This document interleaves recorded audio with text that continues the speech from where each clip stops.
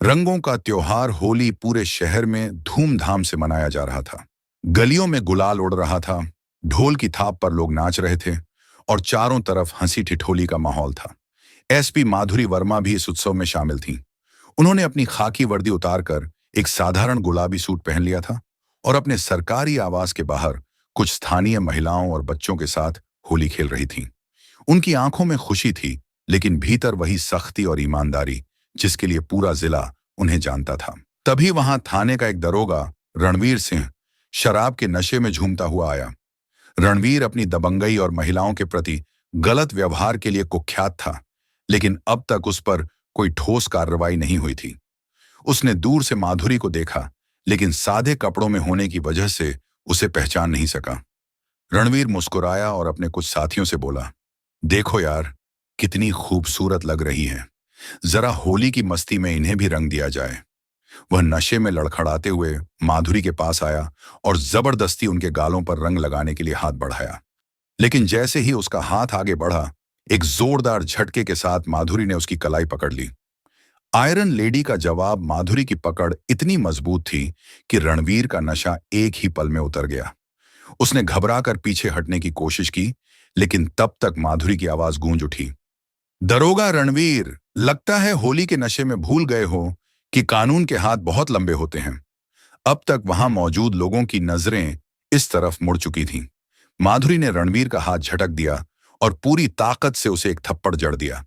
चारों तरफ सन्नाटा छा गया। माधुरी की आंखों में गुस्से की आग जल रही थी। तुम्हें क्या लगा, अगर मैं वर्दी में नहीं हूं तो कोई भी मुझे छू सकता है? आज के बाद अगर किसी भी महिला के साथ ऐसी हरकत करते पकड़े गए तो तुम्हारी वर्दी तो जाएगी ही, तुम्हें जेल की हवा भी खानी पड़ेगी। न्याय की गूंज इतना कहते ही माधुरी ने अपने गार्ड को इशारा किया। तुरंत 2 कांस्टेबल आए और रणवीर को पकड़ लिया। उसी वक्त माधुरी ने थाने को फोन कर दिया। दरोगा रणवीर सिंह को तत्काल प्रभाव से निलंबित किया जाए और उसके खिलाफ महिला सम्मान भंग करने की धाराओं में। कुछ देर पहले तक जो लोग होली की मस्ती में डूबे थे, वे अब एसपी मैडम की हिम्मत और न्यायप्रियता की तारीफ कर रहे थे। दूसरी तरफ पुलिस महकमे में इस कार्रवाई की खबर आग की तरह फैल गई। रणवीर के कुछ साथी उसे छुड़ाने की कोशिश में थे, लेकिन जब उन्हें पता चला कि एसपी माधुरी खुद इस मामले को देख रही हैं, तो कोई कुछ बोलने की हिम्मत नहीं जुटा पाया। माधुरी ने होली खेलना जारी रखा, लेकिन इस बार उनके चेहरे पर संतोष की चमक थी।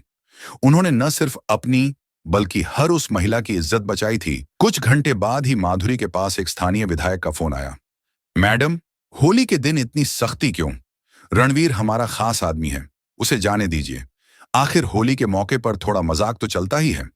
माधुरी ने ठंडे स्वर में जवाब दिया, मजाक और अपराध में फर्क होता है और कानून सबके लिए बराबर है। दरोगा रणवीर की हरकत किसी भी तरह से मजाक नहीं थी। उसके खिलाफ कानूनी कार्रवाई होगी, चाहे कोई भी सिफारिश लेकर आए। विधायक ने गुस्से में फोन काट दिया, लेकिन माधुरी जानती थी कि मामला यही नहीं रुकेगा। इधर थाने में बंद रणवीर बौखलाया हुआ था। उसने अपने कुछ भ्रष्ट पुलिसकर्मी साथियों और बाहरी गुंडों को बुलाने की योजना बनाई। रात में मौका देखकर उसके समर्थकों ने थाने पर हमला करने की कोशिश की ताकि उसे छुड़ाया जा सके, लेकिन माधुरी वर्मा कोई साधारण अधिकारी नहीं थी। उन्हें पहले ही खबर मिल चुकी थी कि रणवीर के लोग कुछ गड़बड़ करने वाले हैं। उन्होंने पहले से ही थाने की सुरक्षा बढ़ा दी थी।